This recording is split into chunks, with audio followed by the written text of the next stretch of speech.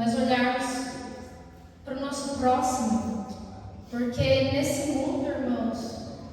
até para nascer você tem que ter sorte, né? Eu como professora, eu dou aula em muitas escolas, né? De eventual, vou ali, vou aqui quando falta professor, e tenho aí, assim, eu conheço várias escolas de vários bairros, de várias comunidades, e quando eu pego as comunidades mais carentes, perto da minha casa mesmo, ali no SECAP, eu vejo o quão triste é a realidade daquelas crianças. E o quão difícil, mais difícil ainda é para elas, né, fazer a escolha certa na vida. Então a gente tem que olhar para o nosso próximo com amor e com compaixão. Porque até no nascimento a desigualdade social existe, né? Estatísticas aí comprovam aí que nasce aí um rico para cada 1000 pobres. Então é muito difícil, né? Então, o nosso tema, o nosso texto-chave de hoje tem Provérbios 14, 21. E diz assim: o que despreza o seu próximo peca, mas o que se compadece dos humildes é bem-aventurado.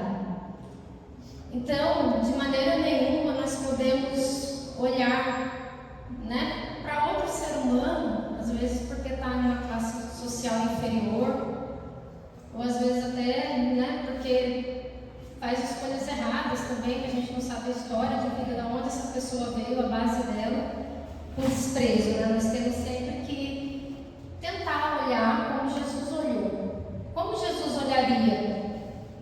Né? Como Jesus enxergaria as dores dessa pessoa? Como ele se compadeceria? Vamos abrir a nossa Bíblia em Lucas 7, 21 e 22.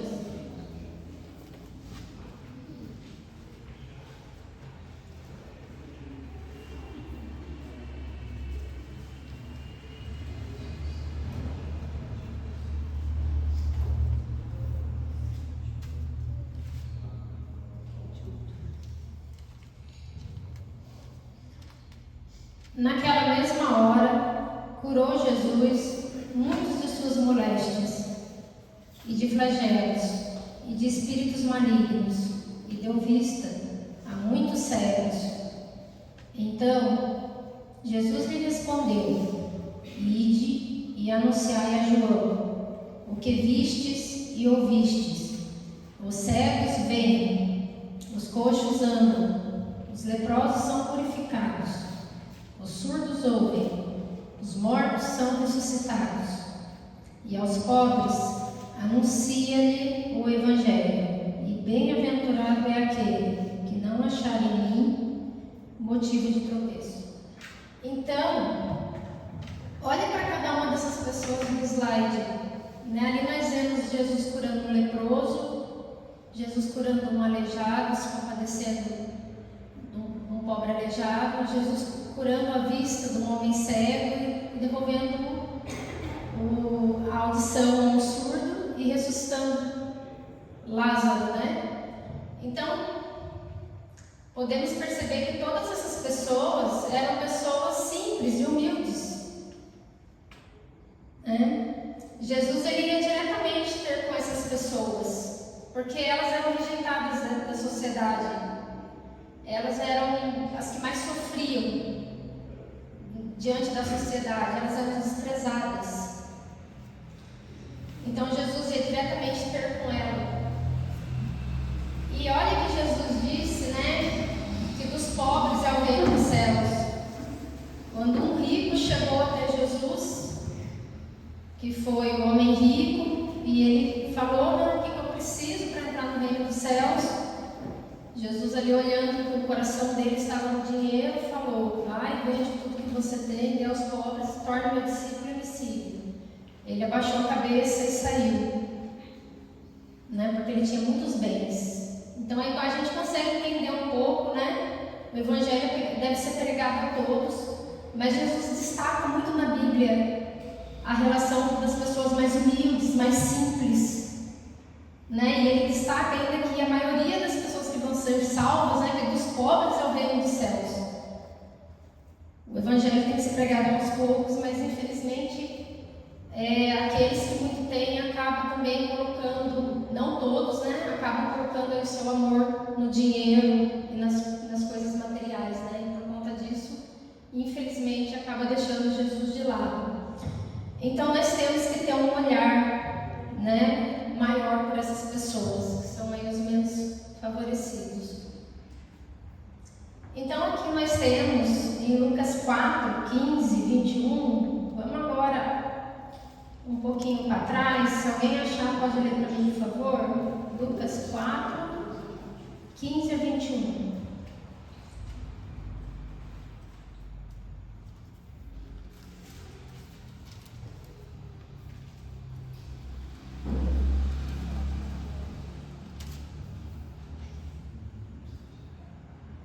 E ensinava nas suas sinagogas e por todos eram louvados.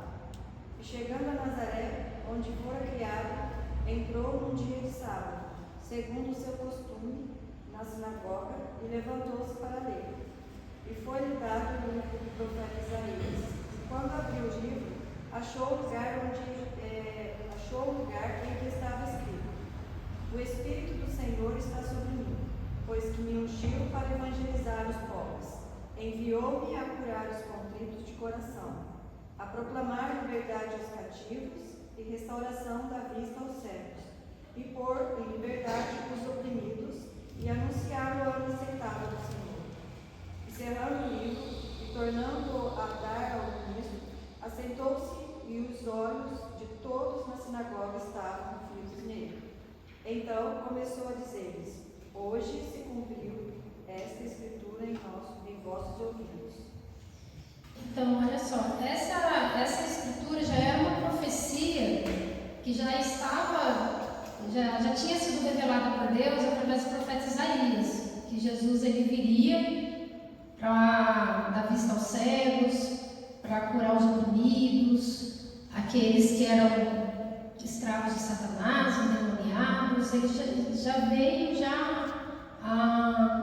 para dar uma ênfase maior, vamos dizer assim, a essas pessoas. Jesus veio por todos, por toda a humanidade, mas ele tinha ali uma missão maior para com os menos favorecidos da sociedade.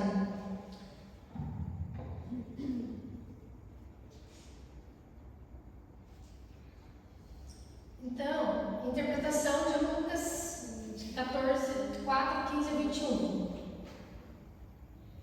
Primeiro, ele foi ungido por Deus para anunciar as boas novas, foi enviado para libertar os oprimidos, curar os cegos e dar liberdade aos cativos, foi enviado para proclamar que é chegado o tempo do favor do Senhor.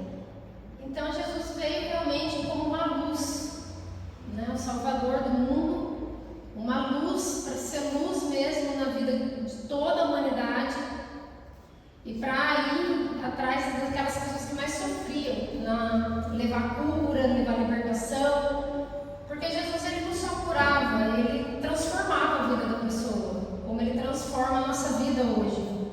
Cada marco de Jesus na nossa vida, a gente carrega conosco. Eu tenho certeza que cada um de vocês aqui, todos têm aí um testemunho, uma história para contar do encontro que teve com Jesus, quando conheceu Jesus.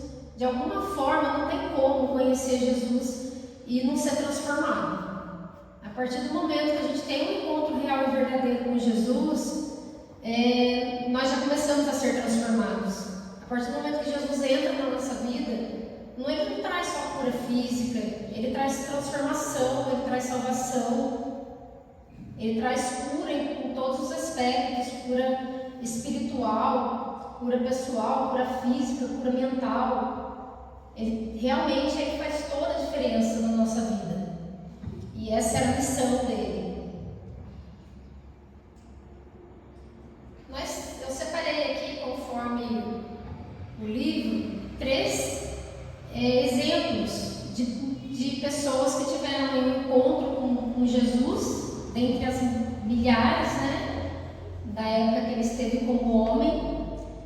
Mas foram 3 aí que realmente aí marcou mesmo, né? Foi o endemoniado de Gadareno. Quem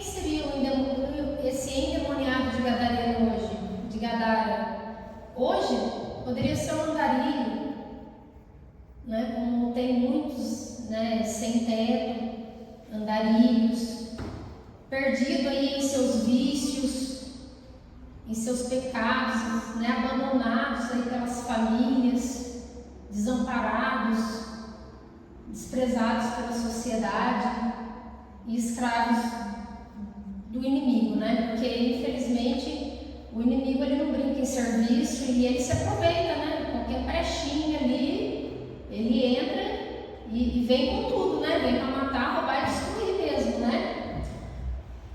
E Jesus, né? As pessoas, eles tinham medo, né? Até de se aproximar dele, porque ele andava desnudo, ele era furioso, né? As pessoas não conseguiam nem chegar perto dele, causava espanto, e eles prendiam ele, né? Com grilhões ali, de medo, né? Porque ele fazia, né? Obviamente, né? Tinha uma legião de demônios nele, né? Ele fazia muita maldade, né? Então elas prendiam ele para tentar conter ele, e mesmo assim ele arrebentava ali, né? Porque a pessoa, quando ela está possuída por um espírito maligno, ela tem uma força sobrenatural mesmo, e ele arrebentava ali, e ele vivia. Só que Jesus, né? As pessoas ali não queriam nem passava longe, né? Até por medo mesmo. Mas Jesus, quando olhou para ele, Jesus teve compaixão.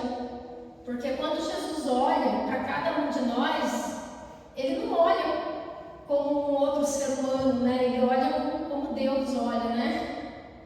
E Deus viu ali um homem, né? Cativo de Satanás, um homem ali totalmente escravo, né? Do poder das trevas, que ele não via ali, né? Como que ele ia sair dessa situação? Ele não via solução, desamparado ali de todos os lados. Esse homem, né, numa visão humana, vamos dizer assim, ou até mesmo nos poucos momentos de lucidez, se é que ele tinha, né, ele achava que ele ia morrer assim, né? Quem que ia libertar ele dessa situação tão miserável, né? Quem ia conseguir libertar ele disso? As pessoas tinham medo dele, prendiam ele com grilhões, ninguém podia com ele. Como que ele ia sair dessa situação? Mas Jesus não, Jesus quando olhou para ele, Jesus olhou, não, foi eu morri por você, eu vim para morrer por você.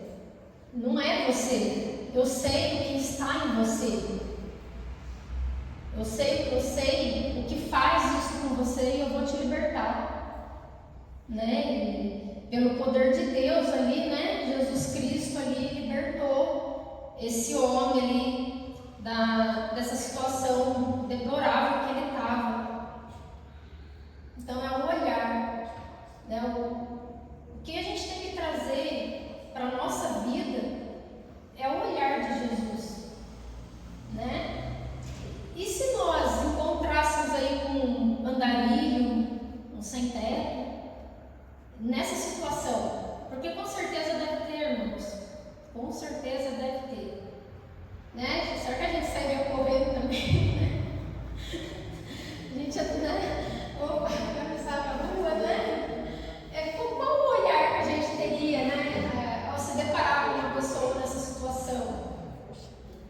E é isso que a gente tem que tentar, a gente tem que tentar olhar e se perguntar, mas como que Jesus olharia? Porque a Bíblia diz também que a oração de um justo pode muito em seus efeitos, né? A gente não pode, né, se intimidar. A gente tem que tentar levar o amor de Jesus às pessoas que se deparam na nossa vida. E se um endemoniado gadareno se deparar na nossa vida, a gente tem que ajudar também. Abrindo uma brecha aqui só para contar um testemunho, eu tive uma amiga que certa vez ela arrumou um namorado e esse namorado tinha possessões demoníacas, né? E ele tinha mesmo. Quando ela falou, eu também fiquei mesmo desconfiada. Eu era nova ainda, batizada recentemente na igreja, né? Então, assim, a minha maturidade espiritual ainda tem muito que crescer, mas ainda era bem inferior, né? E ela conversava com ele quando ele estava acesso, né? E eu falei para ela, né? Mas tem que levar ele na igreja. E quando ele tiver 5 horas, né? Aí ela falou assim, mas eu tenho medo. E eu tenho medo, porque e se eu oro em nome de Jesus, né? Eu falei, ora, está escrito na Bíblia, né? Que Jesus nos deu poder para pisar em serpentes. Recita verso da Bíblia, ora em nome de Jesus, Senhor Jesus, tenha misericórdia, faça esse tipo de mal. E ela falava, não, mas eu tenho medo, né? Porque se ele se voltar contra mim, né? Se ele bater em mim, fazer alguma coisa para mim. E eu falei assim, então começa a levar ele na igreja. Aí ela pegou e falou para mim assim, Amanda, mas ele falou que ele já foi em tudo quanto é igreja. E ele já foi na igreja católica, na oração de São Miguel Arcanjo, ficou lá, nós ficamos lá, também esse é o dia. Daí, no outro dia ele já estava de novo, fomos tudo quanto é igreja evangélica, e essa amiga minha, a família dela é mais do lado evangélico também, só que de outra denominação. E aí eu peguei e falei para ela assim, tenta levar ele para a igreja adventista, e ela morava na época, ali perto da região central, né, tem a igreja ali no centro, né, e eu falei, tenta levar ele lá. E aí, só que toda vez que ela falava, hoje a gente vai na igreja adventista, ele não queria ir. Aí ele falava, não, então não vou. Se ela falasse qualquer outra igreja, ele ia. Mas ela falasse, não, vamos hoje na igreja adventista. Essa minha amiga também, a tia dela era adventista, ela conhecia o adventismo. E nós éramos melhores amigas na escola. Quando eu me batizei, a primeira pessoa que eu fui dar estudo bíblico foi ela. Né? E aí ela falava, ele não queria ir, ele hesitava. Eu falava que em outra, ele então vamos. Mas na adventista não. Aí um dia, o que ela fez? Ela pegou e falou, vamos na igreja hoje? Era um domingo à noite. Aí ele, vamos. Aí ela foi e levou ele na igreja adventista, só que não falou. Aí quando ele chegou lá, ela contou pra mim, até me arrepiou. Quando ele chegou lá, que ele se deparou lá com o nome da igreja adventista do 7º dia, ele jogou o corpo para trás. Sem brincadeira, ela falou assim, mano, ele fez assim quando ele jogou o corpo para trás. Aí eu peguei na mão dele assim, puxei o braço e falei, agora você vai entrar. E trouxe ele, fez ele entrar. Ela falou assim, Amanda, parecia outra pessoa, não parecia ele. Parecia outra pessoa. Amanda tinha que ver como ele conversava com as pessoas, como ele se comportava. Não parecia ele, parecia outra pessoa. Aí quando acabou o culto, a gente saiu de lá, a gente se afastou da igreja, aí ele já era outra pessoa. Ele virou para mim, eu já sabia que não era ele, porque ela falou que ela sabia quando era o diabo que estava nele, né, o demônio que estava conversando com ela. Ele ficava diferente. Ela conhecia ele, né? Aí ela pegou e falou assim, aí ele pegou e virou para ela e falou assim, onde já se viu se querer me levar num lugar desse? Nunca mais você me leva nessa igreja. Aí ele pegou e falou para ela, mas aí já não era mais ele. Aí ela pegou e falou para mim assim, ela contou isso para mim, aí ela pegou e falou para mim assim, agora eu sei que a igreja adventista é a igreja de Deus na terra mesmo, porque lá o diabo nem entra. Ela falou para mim, agora eu tenho certeza. Ela falou, é que eu sou uma pessoa que eu gosto do mundo, mas se um dia eu quiser ir na igreja, eu vou na igreja adventista. Então, nós temos que olhar para essas pessoas, né, com um olhar diferente, né? E só dar um zoom aqui, Jesus ouviu o seu clamor por libertação, aqui falando do Gadareno.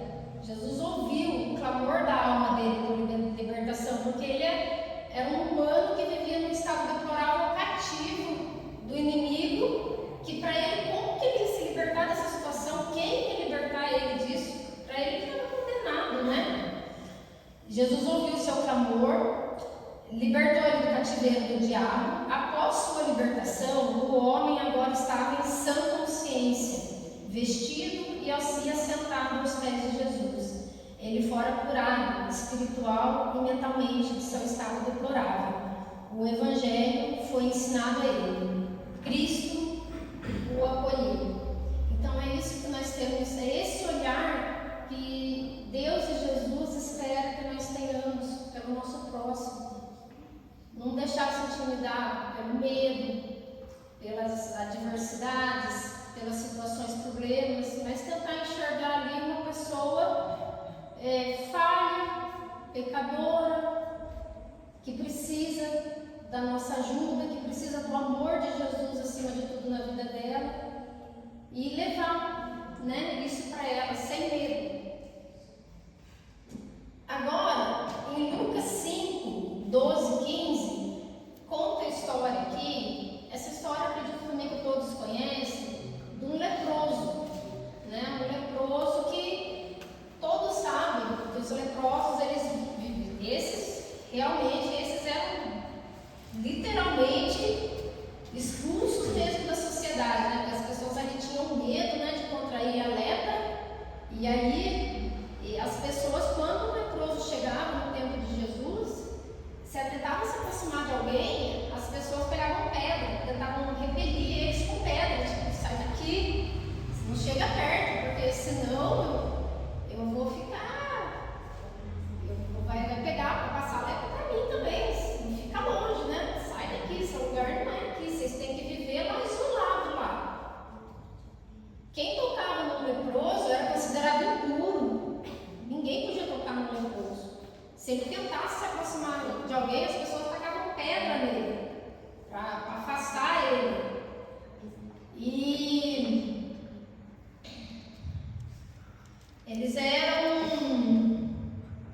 eles não tinham dignidade nenhuma, trabalho, respeito social, chance de conseguir ter uma vida digna, normal, como todo mundo tem. Eles não tinham isso. Para eles também, eles estavam condenados, a lepra não tinha cura. Jesus também, da mesma forma que o gadareno, Jesus olhou para essas pessoas com um olhar de compaixão e misericórdia. Toda vez que Jesus olhava para o ser humano, independente da situação dele, Jesus via ali uma pessoa que precisava da salvação, que precisava de luz de Deus na vida dela, da luz do Evangelho. E Jesus sanava isso, né? Jesus completava, transformava a vida dessas pessoas. O leproso, ele também, o Salvador revelou o amor divino ao tocar no leproso. Ninguém podia tocar nele, ninguém tocava nele. Ele era considerado impuro. E também os leprosos, eles eram considerados amaldiçoados por Deus. Então as pessoas olhavam para eles e achavam que eles estavam nessa condição por conta dos pecados dele, dos pecados dos antepassados deles, e eles tinham que passar por isso porque era um castigo divino. Então, para eles não tinham salvação mesmo. Era um castigo divino, eu tenho que suportar, eu tenho que passar por isso, e esse é o meu destino, né? Então, quem eram os leprosos para a sociedade? Quando Lucas fala dos pobres, menciona também os cegos, aleijados, leprosos, surdos e coxos.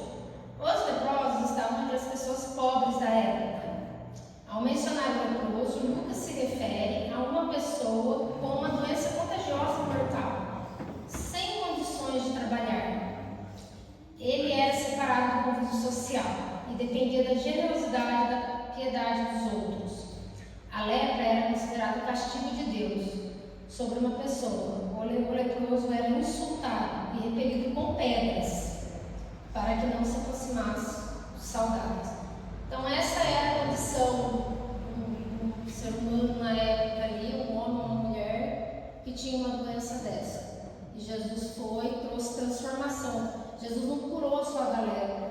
Jesus instituiu vida a essas pessoas. Jesus transformou elas, instituiu dignidade, respeito social, introduziu elas na sociedade de novo. Então a transformação, quando Jesus deixa sua marca, a transformação é completa, né? Não é meia boca, né? Não é pela metade. E o último exemplo aqui, nós temos em Marcos 5, 25 a 34, que eu também acredito que todos aqui, né, já conhecem. Eu só estou agilizando para não tomar muito tempo.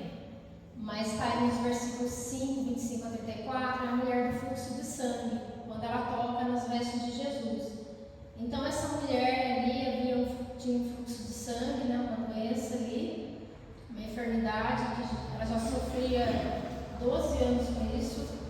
Isso os homens nunca vão saber o que é, né? Mas nós mulheres, misericórdia, né? Aqueles dias já são horríveis. E você ficar 12 anos, né? Naquela situação, sem falar que ela podia provocar uma anemia também, fraqueza, né? Muita perda de sangue. E ela também estava ali meio que. Era meio desprezada, né? Porque, tipo, qual homem ali que ia querer se unir a uma mulher que tinha uma doença dessa?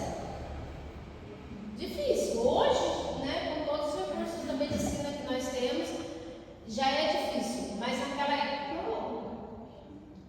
né? E o casamento naquela época era muito importante para a mulher. Hoje nós vivemos uma sociedade aí que a mulher é independente, a mulher, pelo menos na nossa cultura do Brasil, a mulher tem acesso à educação, a mulher trabalha, a mulher tem sua independência financeira.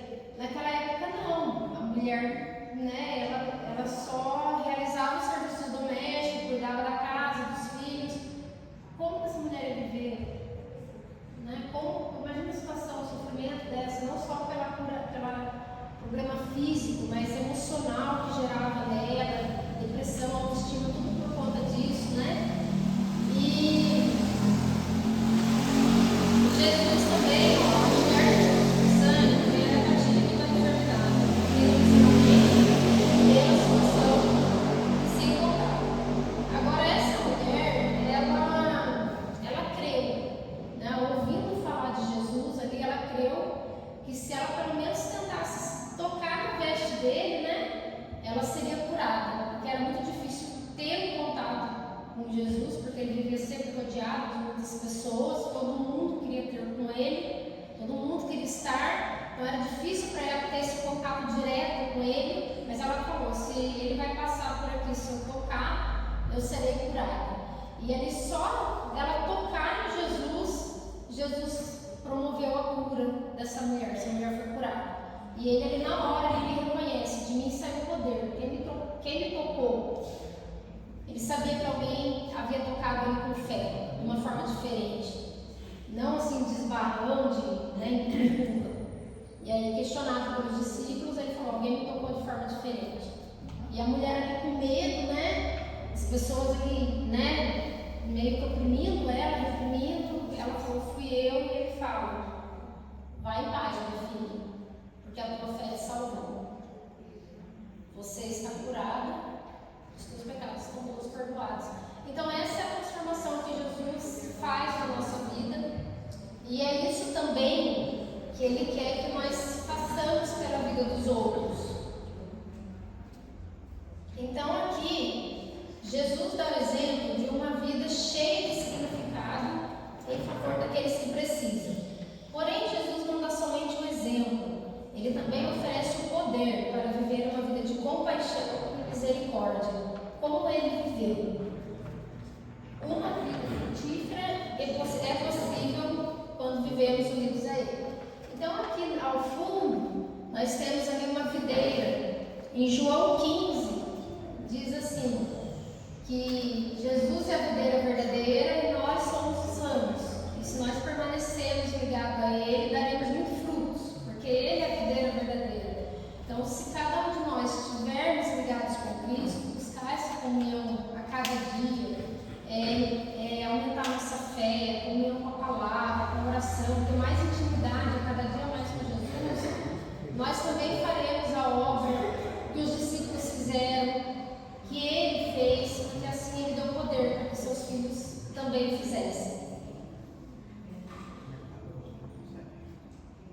Agora aqui, nós como servos do Senhor, agora eu vou pedir para cada um, né, são 4, Mateus 10, 1, Mateus 10, 7 a 8, Atos 5, 12 a 16 e Atos 4, 34 a 35. Então eu vou pedir para cada um de vocês abrir um versículo, e daí a gente agiliza. Daí, 10, Mateus 10, 1. Quem pode ler primeiro Mateus 10, 1? Quem achou primeiro? Tendo chamado seus 12 discípulos, deu-lhes Jesus autoridade sobre espíritos imundos, para os expelir e para curar toda sorte de doenças e enfermidades.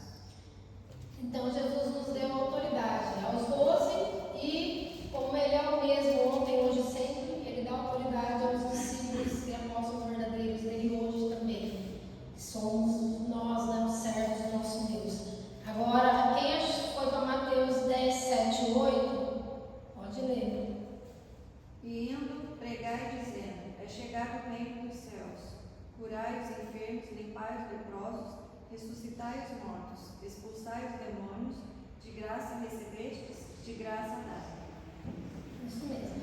Então, nós temos essa função, né, de orar pelos doentes, pelos enfermos, pelos oprimidos e colocar na mão de Deus, porque a vontade de Deus vai ser feita. Nenhuma oração volta vazia. É orar, crer, colocar diante, o Senhor já está à frente. Então agora é com Ele. Atos 5:12, quem achou Atos 5:12, por favor. Muitos sinais e prodígios eram feitos entre o povo pelas mãos dos apóstolos, e costumavam todos reunir-se de comum acordo no pórtico de Salomão. Mas dos restantes ninguém ousava juntar-se a ele, porém o povo lhe tributava grande admiração. E crescia mais e mais a multidão de crentes, tanto os homens como mulheres, agregados ao Senhor, a ponto de levarem os enfermos até pelas ruas e os colocarem sobre os leitos e macas, para que, ao passar Pedro, ao menos a sua sombra se projetasse em alguns deles. Afluía também muitas gentes das cidades vizinhas a Jerusalém, levando doentes e atormentados de espírito imundos, e todos eram curados. Amém. Agora Atos 4, 34 e 35. Atos 4, 34 e 35. A Bíblia diz que os cristãos tinham terras ou casa, as venderam e depositaram dinheiro aos pés dos apóstolos. Os apóstolos distribuíram o dinheiro de acordo com a necessidade de cada um, e colocavam aos pés dos apóstolos que distribuíam segundo a necessidade, e repartia com cada um segundo o que tinha. E cada pessoa recebia uma parte de acordo com a sua necessidade. A passagem do 4, 35 ensina que o dinheiro pode ser usado para abençoar os necessitados e o reino de Deus, e não para adquirir prazeres egoístas. Então, observe que tudo que Jesus fez, né? Eu dei ali uma introdução ali do que Jesus fez quando veio em homem para salvar a humanidade. E depois tudo que os apóstolos fizeram. Percebam que tudo que os apóstolos faziam era o que Jesus ensinou e fazia. E essa é a nossa missão hoje também. Continuar essa obra maravilhosa pela fé, porque nós sabemos que nós somos falhos, pecadores, mas nós sabemos que aquele que está em nós é maior que tudo. Crer, acreditar e fazer a obra do Senhor, né? Se consagrar mesmo, pedir para que Deus nos ajude, nos dê força, para que essa obra possa ser completa e para que Ele possa voltar logo. A mesma missão que Ele fez, Ele designou a nós. E eu confesso, irmãos, que, olha, nós temos as nossas existências, né? Eu era rebelde, viu? Eu ainda sou uma rebelde ainda. O senhor está trabalhando ainda, né? Mas quando eu batizei mesmo na igreja, eu era muito resistente ao serviço missionário, a fazer qualquer coisa. Eu relutava. É o poder do amor? Que isso, né, já era coisa do inimigo. E aí, né, dos tempos eu fui percebendo, né? Eu me batizei em 2008, 2009. E eu comecei a orar e pedir para Deus mudar isso em mim, né?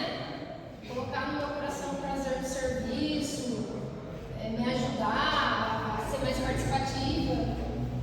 Eu ainda não sou 100%, lógico, mas perto do que eu era, eu confesso a vocês que eu melhorei bastante. Não só a maturidade espiritual,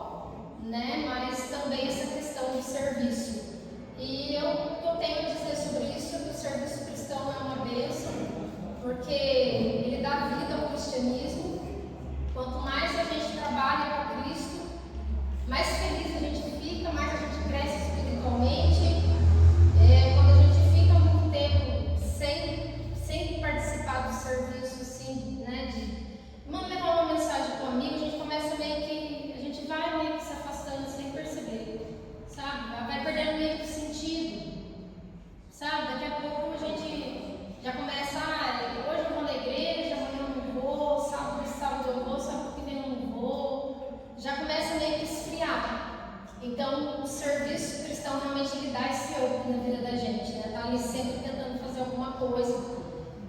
Às vezes, não só dentro da igreja, mas fora. Os que estão fora, né? Eu, às vezes, eu gostava muito de andar de bicicleta, eu pegava livro. Às vezes, eu cheguei a comprar livro, pegava o material da igreja e saía andando de bicicleta, distribuindo livro. Parava, eu vi uma pessoa num ponto de ônibus ali sozinha, esperando o ônibus, parava ali, era uma forma de eu fazer a atividade física que eu gostava e pregar o evangelho. E aí eu parava ali no ponto de ônibus, eu posso te oferecer um livro? E às vezes a pessoa começava a se abrir, começava a conversar, aí ficava o problema disso, eu vou fazer uma oração, eu começava a perguntar, e assim eu fui indo, né? E eu sempre me sentia bem melhor. E aqui, nós temos aqui, para finalizar, os trabalhos da Igreja Adventista. A Igreja Adventista tem aí 2 projetos que são maravilhosos, que é a ADRA e a ASA. A ASA ela atua de forma mais local, ajudando membros da igreja que estão com necessidade financeira e também as pessoas da comunidade mais próxima, do mesmo município. E a ASA, né? E a ADRA já trabalha em escala mundial, em escala global. E aonde evangelho não entra, cristianismo não entra, a ADRA consegue entrar com ajuda humanitária, por exemplo, como os países do Oriente Médio. Então, olha a importância desse trabalho de atender as necessidades dos pobres. E cada um de nós, irmãos, quando nós doamos para a ADRA ou para a ASA, nós estamos indiretamente contribuindo para que isso aconteça, porque sem a ajuda de cada um de nós, a ADRA e a ASA não existiriam. Se a ADRA e a ASA existem, é porque nós temos irmãos fiéis na igreja que se preocupam de alguma forma em atender a necessidade dos pobres. E o mais importante não é só a necessidade dos pobres que está sendo atendida, é a pregação do evangelho que está avançando, porque isso é um caminho para que o evangelho chegue a essas pessoas. Então, que todos nós possamos ser solidários, né, com a ADRA e a ASA. E aqui, eu coloquei aqui só para fechar, quem quiser conhecer um pouco mais dos projetos da ADRA, a ADRA Internacional trabalha em escala global. Eu estava vendo pelo site ali, adra.org, ela está atuando agora, sim, na atualidade, ela está ajudando as pessoas vítimas do terremoto da Tailândia, de Mianmar, que devastou aquela região. Aquela região ali é uma região onde poucos conhecem o cristianismo, né? China, budismo, muçulmano, é uma região ali onde tem poucos cristãos e a ADRA está lá, ajudando, né? É um dos projetos atuais da ADRA. E se quiser conhecer também um pouco da ADRA no Brasil, os projetos da ADRA no Brasil, a ADRA tem muitos projetos no Brasil, principalmente na região norte e nordeste, né, que são as regiões mais carentes do nosso país, e o evangelho chega a essas pessoas através da ajuda de cada um de nós e desse trabalho maravilhoso da Igreja Adventista. Então, Deus tem seus filhos fiéis, o evangelho está avançando de um jeito ou de outro para a honra e glória do nosso Deus.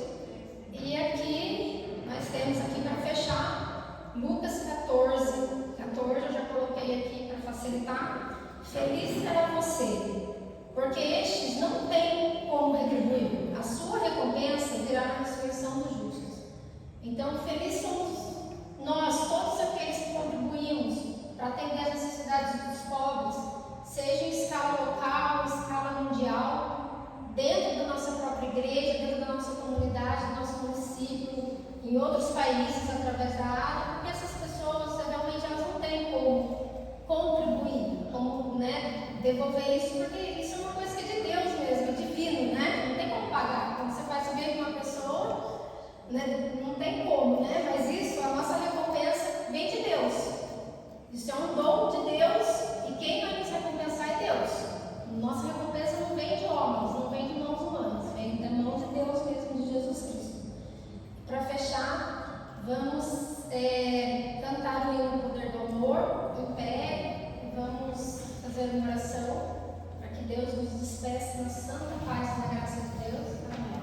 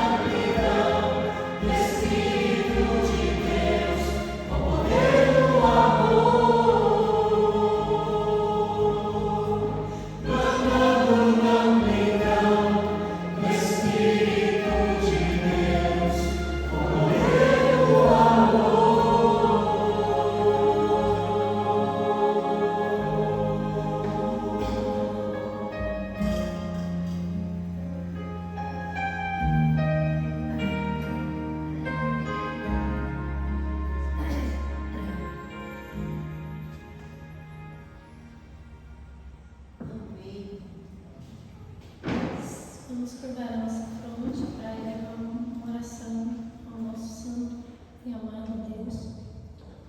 Santo Deus, nosso Pai querido e amado, nosso Senhor e Salvador. Como é grande o seu amor por nós, Senhor. Como é grande, Senhor, o poder de transformação que o Senhor exerce na vida de cada um de nós, de toda a humanidade, de todos aqueles que abrem o coração para Ti, de alguma outra forma.